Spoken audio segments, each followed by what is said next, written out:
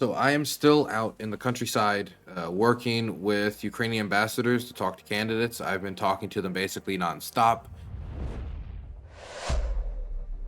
I've had meetings with, we're I think at like half a dozen campaigns.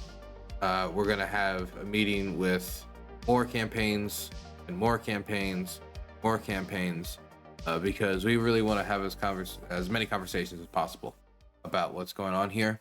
So I'm trying to figure out how to do that while not being physically present with the ambassadors. I think we can do it, just on call, but being physically present also, I think, is really nice because it means that, it's good to feel out conversation better. I just feel that it's better, and I get to enjoy the beautiful Ukrainian countryside. But that's not the only reason I'm out here. I'm also out here because I have been just working nonstop on Track Ukraine, on building the infrastructure for volunteers, for people to help volunteer by researching candidates' records and politicians' records, building the infrastructure on outreach, building the infrastructure on building the graphics, and coordinating the people who are building different sections of the Track Ukraine organization as we continue to bring in new volunteers and continue to bring in new ideas on how to improve the website, how to improve the grading system, how to improve the actual search tool on the website, how to add more layers to the search tool on the website, so we can also go back and search the public statements of campaign officials, the people running in campaigns, possibly their staff, but that's just spitballing. Probably not the staff, as it would be way too much effort. But I do think going through a tool where you could search the entirety of a candidate's history of speaking about Ukraine or Israel or any issue, where you can search up certain keywords across Instagram, across Twitter, everywhere, individual tweets and comments included, that would be fantastic. We're trying to see if we can do something like that. That would be quite an effort, but we are trying to put something like that together. And that means we don't just have an outreach team, we don't just have a research team, and we don't just have a graphics team. We also have a coding team who's trying to see other ways that we can make simple tools to increase the level of transparency when it comes to people's record on standing with Ukraine and not standing with Ukraine. So, last we talked about this, I said that we're having meetings with candidates, which we are expanding, and we have begun these ambassador meetings, and they're well underway.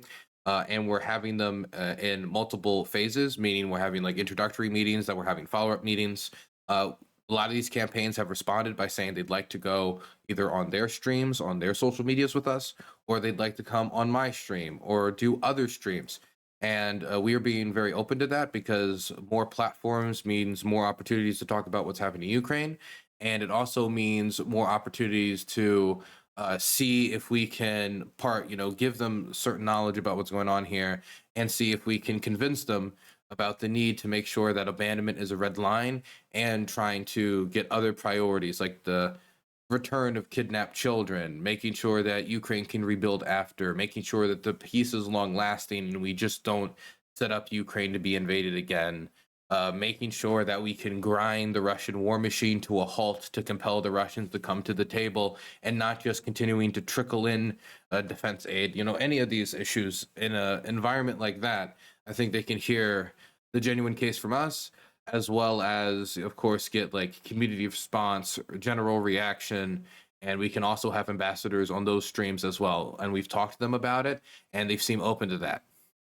So we're trying to really put everything in place. I've been very busy, as I've been the intermediary for most of these discussions and most of these conversations. And I want to make sure that when we're meeting with candidates that I'm overseeing the process, because I want to make sure that the organization is professional. I want to make sure the organization is communicating our message genuinely. If you want to learn about our message, we have like a pinned tweet on our Twitter, and much more detail on our About Us section on our website. It's just like a few paragraphs, but I think it gets across the message of the organization quite succinctly. So let's talk about the progress that we've made outside of the fact that a lot of work is going on, and now we have a Discord and coordination, which means that I am not going to have to spend 24/7 going through all these Discord messages, going through all the research, approving this, choosing the candidates, XYZ. Still going to be overseeing that process, but man, that made existing and streaming and doing other things very difficult. and that part of setting everything up should be done within the next 24 hours. Most of it's already done. So the actual progress besides infrastructure building. Number one, we have gotten commitments from multiple campaigns on support for Ukraine and got it clarified when there weren't many public statements before. We have gotten it from a few campaigns, some of which we've already announced on Track Ukraine, which you can go check out yourself. And candidates have responded both publicly and privately to our requests. So that's good to have engagement with campaigns, and that is progress that we've made. And a lot of them haven't had an opportunity to talk about it. And by us giving them an opportunity, they can come out and say, hey, you know what, we speak against the trafficking of Ukrainian children. I believe that we should support Ukraine. And there was a lovely senatorial candidate from New Hampshire that responded to our inquiries about that. We have other congressional candidates that are responding to our inquiries. And we are currently working on our first endorsement. And I really am excited about this endorsement because I think this person has one of the best platforms on Ukraine possible. I'm hoping to get that out tomorrow because the primary is like roughly 14 days as of today, 13 days as of tomorrow away. And so the quicker we get that out and that information to the people, the better. We're going to, of course, also grade his primary opponent a few days later, but I don't think it'll be very likely for his primary opponent to do better because this person who we're endorsing went so far as to say that they will pressure the leadership of the current Democratic Party to get Ukraine everything possible and to hold Republican priorities hostage to do so, which has been a big issue we've talked about on this channel. And if we're going to get any legislation passed next session, if that is a goal, there's going to have to be people from the progressive wing of the party who are willing to make it an issue, willing to rally the base around it and say, we have taken back the House, maybe even taken back the Senate. It's time for us to use the mandate we have and hold priorities hostage. And so we're going to be rolling out that first endorsement tomorrow because he answered in favor of basically every single major Ukrainian priority. He already had it on his website and he had talked about it. He, had learned about foreign policy issues and peacekeeping in locations like Kosovo. He seemed like a pretty educated person on the facts of the matter. The words that he used around the human safari and ethnic cleansing were good. So we're going to roll out our first endorsement. We're going to be very selective about who we endorse. And that also gives me an opportunity to clarify our grading system. Our grading system is in 3 layers. There's red, Russian red, bad ranking. You don't meet the standard of not wanting to abandon Ukraine. Yellow is you're vague. We can't figure it out. We don't know where you are, or you're kind of flip-floppy and you're not, we don't know where you're going to stand. And it's meant to get people to be like, hey, where are you? Where are you? The only person we've ranked like that so far is Vincent Gonzalez.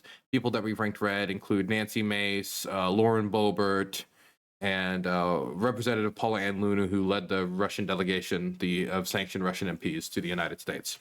Green means you meet the standard against abandoning Ukraine with aid.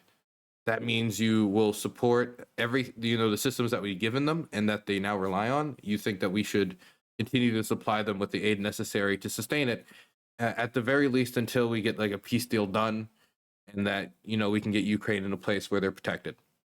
That isn't to say that that is all I believe in or all the organization believes in, but that is the red line of the organization. We call it the abandonment red line. And that's why people who might not even be in favor of, say, seizing Russian assets, because I know Ilhan Omar has concerns about that, for example, they won't get the endorsement of the organization, but they will pass and get a green ranking from the traffic light system, which is pretty simple to understand: red, yellow, green. And then, of course, the blue is endorsement. So we've built that system. I'm happy with that system. I think it allows people to know the basics of someone stands with Ukraine, and by having the bullet points, you could see exactly how they've stood with Ukraine and how in some cases maybe they haven't on some policy nuances.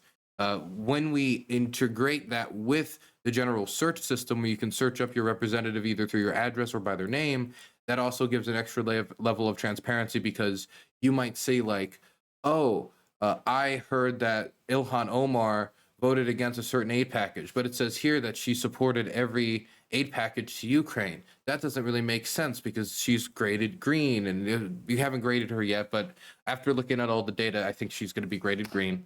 How is that the case? And then you can go and you can look with their search and see, because it also shows you the legislation that they voted on. Hey, wait a second.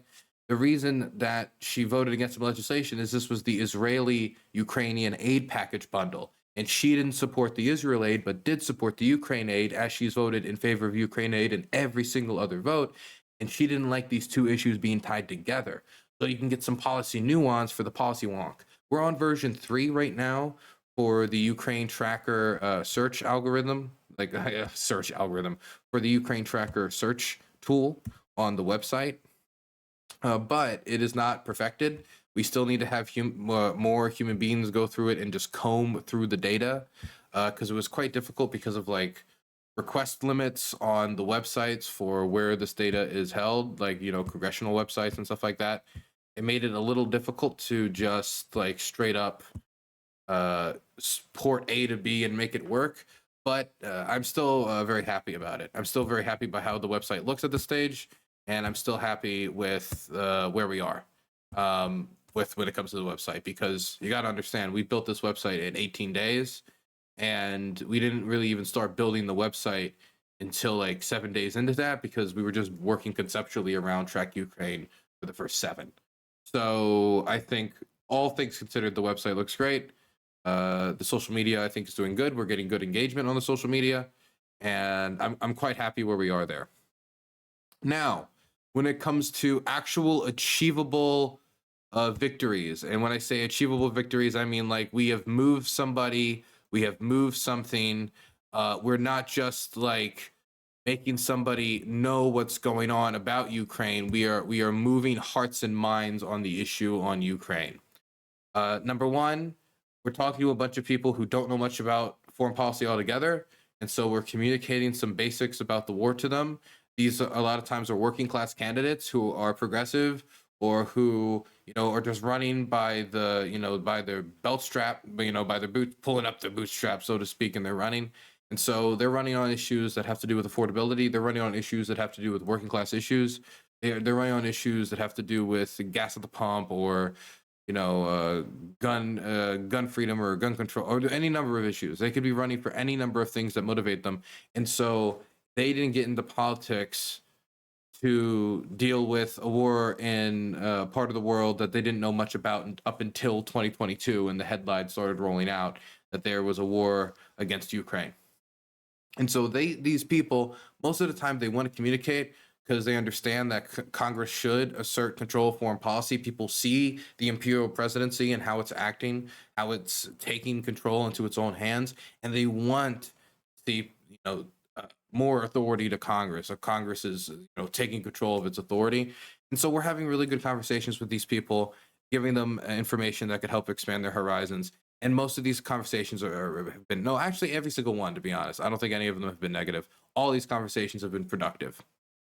When it comes to campaigns that hold a different perspective, and when I say hold a different perspective, I mean, sorry, I'm trying to like have a button pad on my mouse pad, and the worst thing ever. And I despise mouse pads, but I also despise carrying around wires, and so I am a victim.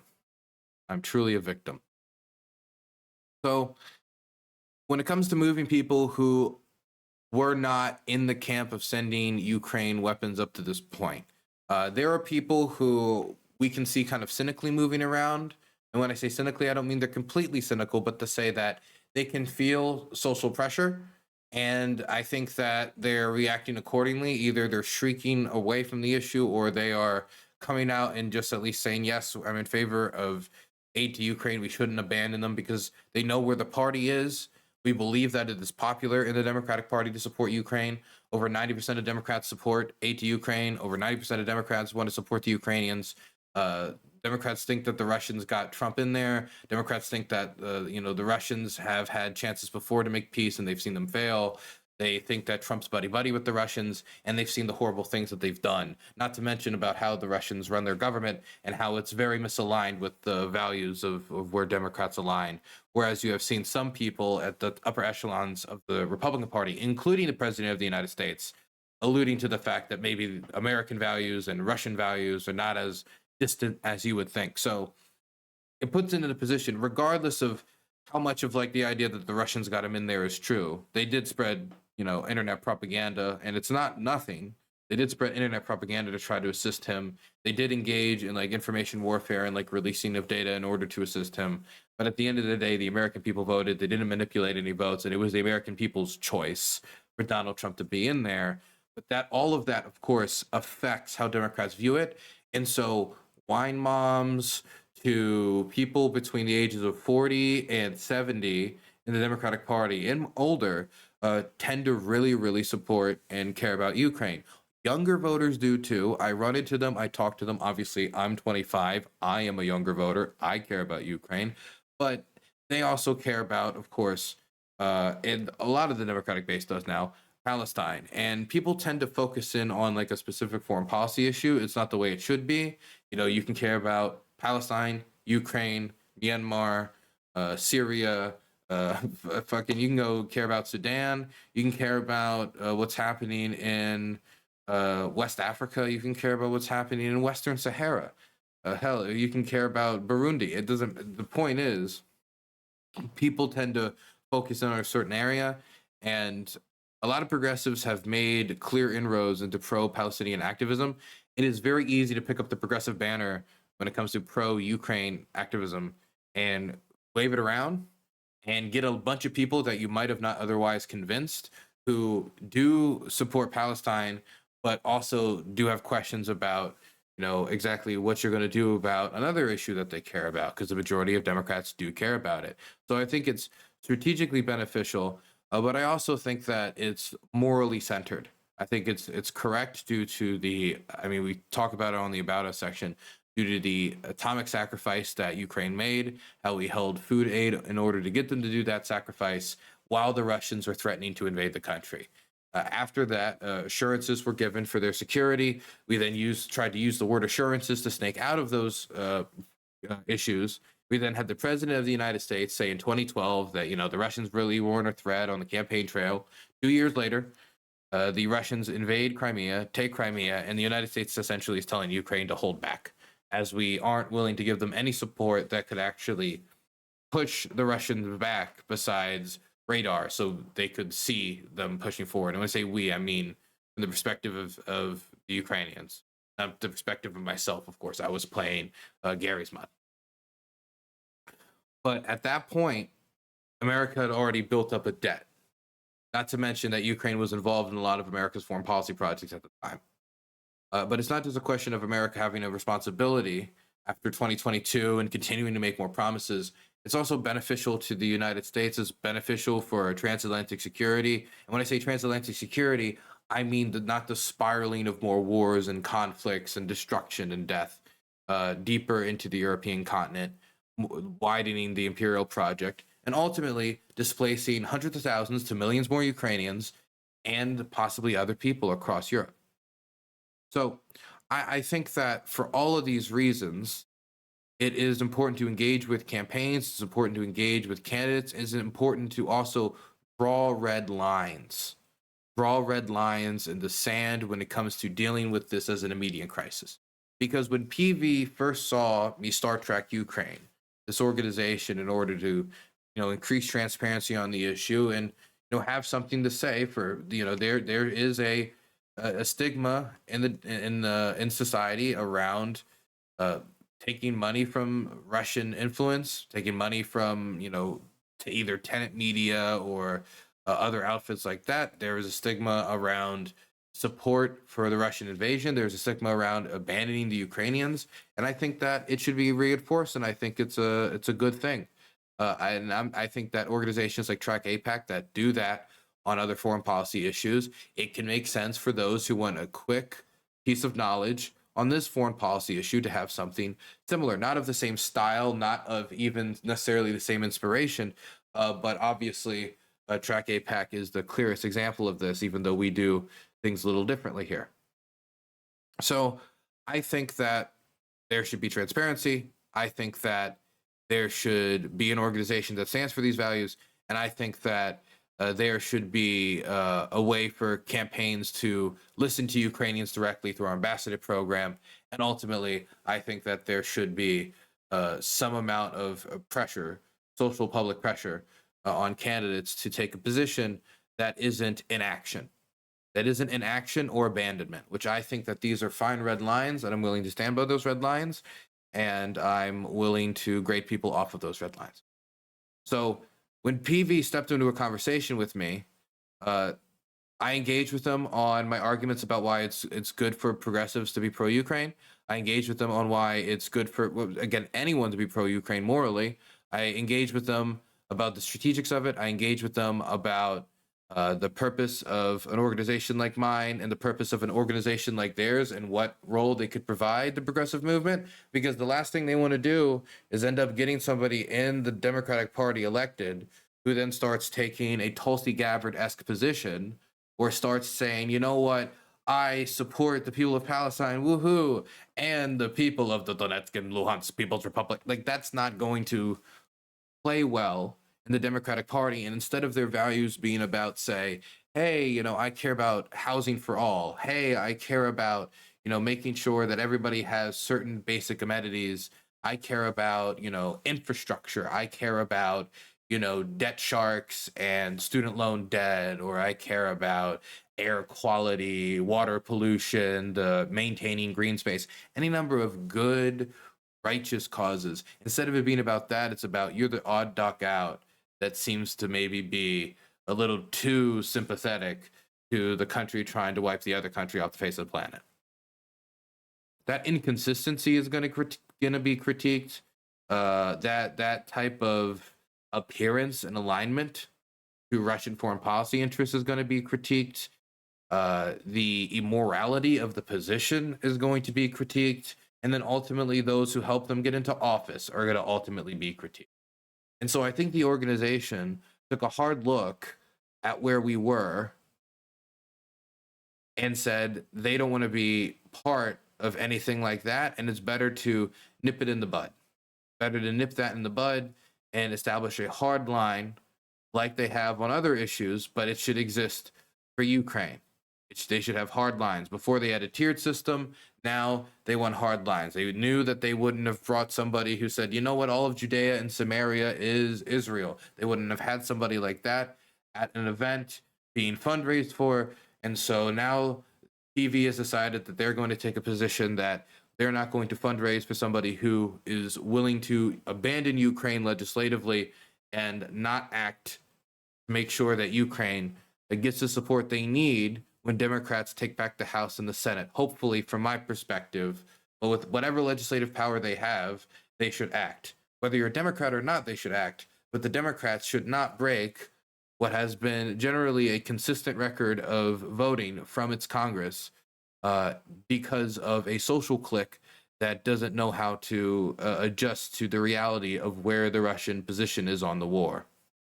Now, I'm going to read you guys what PV has said. We negotiated where we're going like for about a week, and I am happy that we went about it the way we did, because I think by having Track Ukraine launched, having this ranking system launched, talking about ranking organizations around the board, across the board, including PV, including other people, I think it was a good starting point for the conversation, because it made clear that our intentions, and then people might have felt like uncomfortable at the start, but ultimately I was being frank and honest. Ultimately, I was being upfront about my intentions.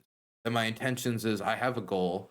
I'm a reporter, but I'm also my private life as an American citizen politically involved. And my political involvement is supporting something that I care about because I've seen the direct effects of it. And that means both positively reinforcing transparency, positively and reinforcing candidates that I think are good on it, but also negatively reinforcing candidates that I think are bad on the issue.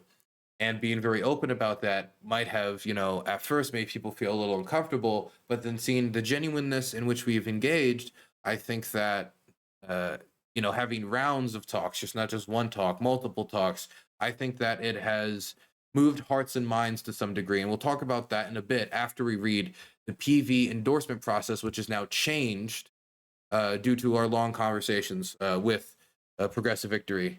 Because, I mean, man, it was a week of talks, but, you know, we got as much done as quickly as we could.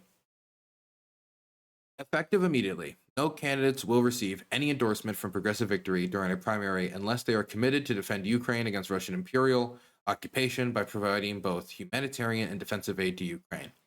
Progressive Victory has been committed to pushing a political agenda that would defend the sovereignty of all people against unjust imperial interests. In January, we relaunched our endorsement process and created an additional tier of endorsement for candidates willing to take the PV pledge.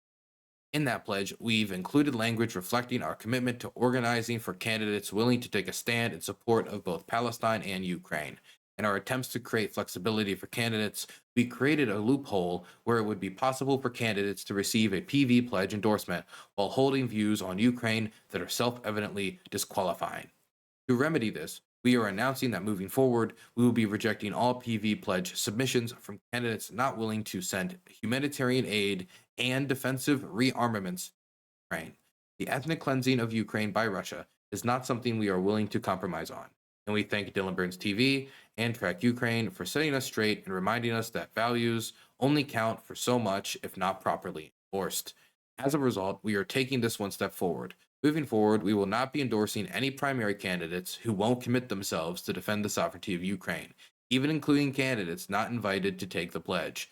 Defending Ukrainians against Russian imperialism is equally as mandatory for progressives as defending Palestinians from Israeli American imperialism. Thank you, Dylan.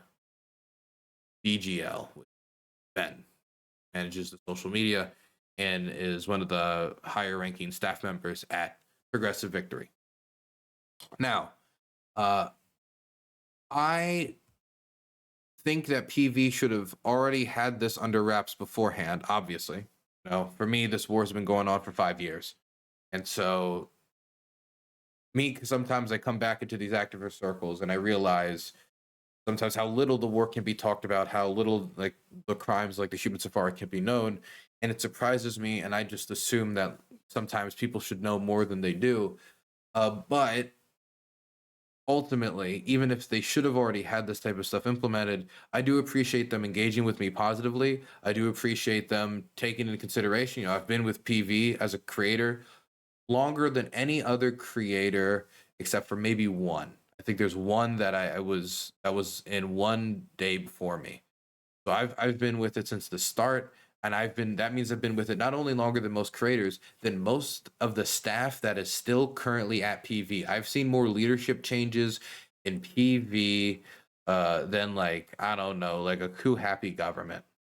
More leadership changes than I don't know. I'm trying to think of like a government period where there were a lot of coups. I guess you could say, warring states China period. I don't know. I'm not good for historical references. What I am good for is apparently these types of conversations, because let me just say, this is not a position just held by the leadership of the organization, Progressive Victory. I do believe that the position to support Ukraine is held by basically the entirety of the rank and file. From every meeting that I had, because I went and I talked to the activists in the organization, not just to the leadership. I went to, different game nights. I went to different just talks in the chilling room and in the Discord, and just trying to figure out where their positions were on making this a mandatory part of the endorsement process. And they were solidly in support. And a lot of times there'll be discussions about communities, or there'll be discussions about where people are from the internet through text. And then when you get in there and you can hear each other's voice and you can talk to people and you can express yourself clearly, it's just completely different. And I think that the PV community almost entirely is supportive of Ukraine. And when I say almost entirely, the only reason I'm saying almost is I'm sure that there's somebody in there, but they certainly didn't talk to me when I was going around and talking to everybody. So I just want to quickly put out there that a lot of times, despite what people might say about like rival activist groups or like feuds people might have between this administration or that administration, everybody wants to bring about greater outcomes if you're being genuine and you're trying to advocate for a better country. And so I think that for these people, it was much better for me to engage with them after, of course, making clear what my interests are, what I want to do, what I will do when it comes to Track Ukraine as an organization. but to engage with them and see if we can get them to move, rather than just like coming out and making like Le Pond response video. PV is Le Putin's pawn, and they will be the next occupying force. PV activists are patrolling the occupied Donbass right now to enforce language standards. Like, no, I don't think. I think that the way that we did it here was better, and I'm happy that we did it, and I'm happy that PV listened and that they agreed with both my moral concerns and my strategic concerns for the long-term health of the organization, which I've seen go through many ups and downs, survive many different types of leadership, go through many trials and tribulations, and so I'd like to see it survive a little bit longer. And look, I know some people might not be socialists or might not agree with PV as an organization, but I think I would hope to agree that we can all say that America should be supporting Ukraine, and that grounded shared foundation should be a bridge for people to be able to work together on. Because having certain moral standards across all of our politics is good not only for the moral outcomes we want, but it's also good for the kind of health of the nation, that we all have some principles we can all stand behind. At least I think so. So, last update is going to be about conversations with candidates. Now, I'm not going to talk about every conversation with candidates because a lot of them will be revealed in the coming days for ranking. The one candidate that we've been talking to longer than any other candidate at this point, I would say, because the other campaigns we engage with over less meetings, or we haven't been engaging with since the start, or the the interaction was, here's an email and they give us back their positions, and it's like, oh, okay, well, that's it, good luck, and that's basically the end of that. The conversation with the Hartzell campaign. So we've had 2 meetings with the Hartzell campaign. One meeting with the Hartzell campaign went for 3 hours, I think. And that was a meeting that was kind of spur of the moment decision as we were building up, Track Ukraine, and we were taking like Stream off in order to do all the infrastructure sides of it, in order to get responses from certain candidates. And his campaign manager jumped in the call. Eventually, he jumped in the call after we chatted for a little bit. And I think that once it was established that, we were a genuine organization wanting to communicate with them and see where we could, maybe help give them some information that might be helpful to them, or uh, try to move them in what we think is a good direction. I think that they were willing to engage and they were willing to listen. And Hartzell came off as extremely genuine. And that was like a 3-hour conversation just between me, Hartzell, and his campaign manager. And that was a long talk where we kind of established where we were. Some of parts of it were personal. Some parts of it were purely just going into like historical fact. Other parts of it, of course, were my opinion about where the state of the war is. And other parts of it were just talking about the disastrous policy outcomes if there was inaction, or if the United States genuinely just said, we don't want to send to Ukraine what it is now relying on for these systems, how the war could dig deeper into the country, the war could expand, and the war could continue, but only spiral and get more and more deadly as it digs deeper into the country. And I think that this conversation was very productive. We then followed that conversation up with a second one with a Ukraine ambassador, one that is Lebanese Ukrainian, and could speak to the perspective of displacement from the wars between Lebanon and Hezbollah and Israel, and then displacement from the attacks in Kiev, as they were their village was like right on the firing line for the war, to put it bluntly. So I think that perspective, as well as some more answering of questions that they had about Ukraine's foreign policy position, that continued. I'm not going to go into the detail of these conversations because these are just like conversations where we get into nuance, and I want conversations to be open and unabashed and honest. And so I don't think it's important to like report anything but like large sweeps. And my large sweep of those 2 conversations would be that Hartzell is, number one, genuine. Hartzell is a committed anti-war activist, and so therefore Hartzell and I think the campaign has some difficulty putting its support behind giving Ukraine anything military related because it doesn't want to reinforce the military-industrial complex and Raytheon and give and profit those people, as well as continue to add fuel to the fire, so to speak. And I think that our conversations got into the details of how the fire can continue to expand, regardless of if whether or not we're providing aid or not, as has been the case since the Trump administration has cut off aid, and that it can get worse, it can dig deeper, and that the front line is holding back the war spilling deeper and deeper into the country. And I think that there was an acknowledgement that there was a need to undermine the Russian war machine. And then there's a question of like how we could do that. So I'm hoping that, I was told, and I'll just be blunt, I was told by one one PVer, but I won't say which PVer, but like one PVer, I forget if it was like like a randoid who just heard rumor or it was somebody of significance. But they said like I believe there's a low chance of like moving Hartzell like 10 to 20%. And then eventually, after the first conversation, it was like, oh, maybe we're like 50%. And after the second conversation, I'm like, I think maybe we're at like 60%. These are not like scientific percentages, but I do think that these conversations get into the nuances of, the aesthetics of anti-war versus the policy making of actually trying to make sure you implement that perspective while not abandoning people whose lives depend upon the finer nuances of security strategy and the sacrifices Ukraine made for the world's global atomic security. And I think that the conversation guiding around that and into policy implementation and into the Ukrainian perspective has been beneficial. And regardless of where the conversation goes, I think the genuineness of the program and the genuineness of the engagement is a successfully repeatable model. I think that it's shown success in the Hartzell conversation. I think it's shown success in the conversations with, I could just say, like, I know Matt Fuller. I know that we've engaged with senatorial candidates out of New Hampshire. I know we've engaged with another campaign that we're going to be announcing an endorsement with tomorrow. We've engaged with other campaigns. We've gotten direct responses.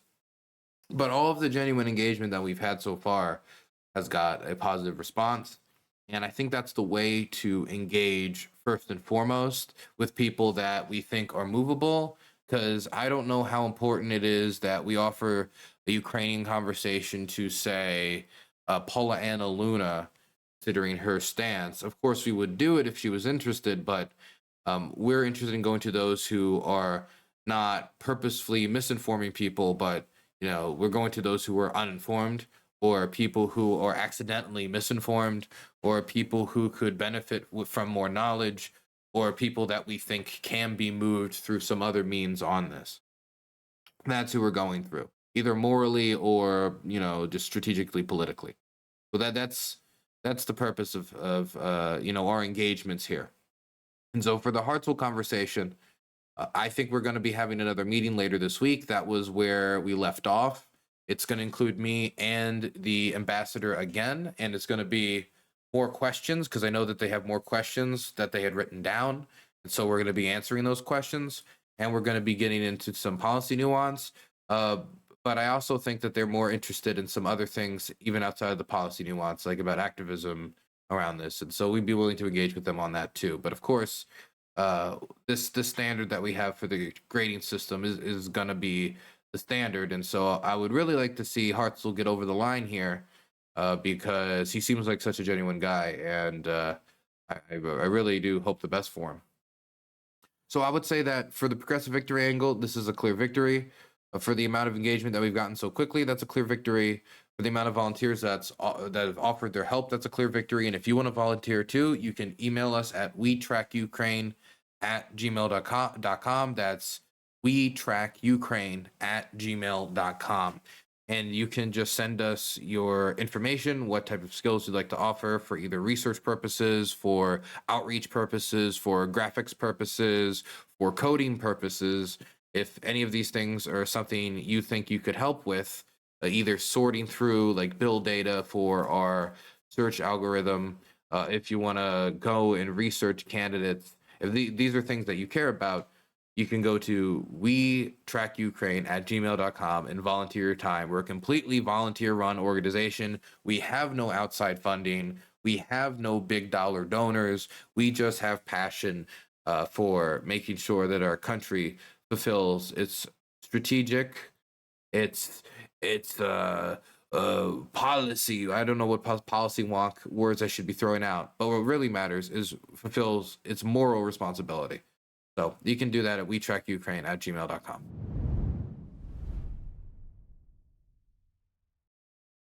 Riley Grace Rochong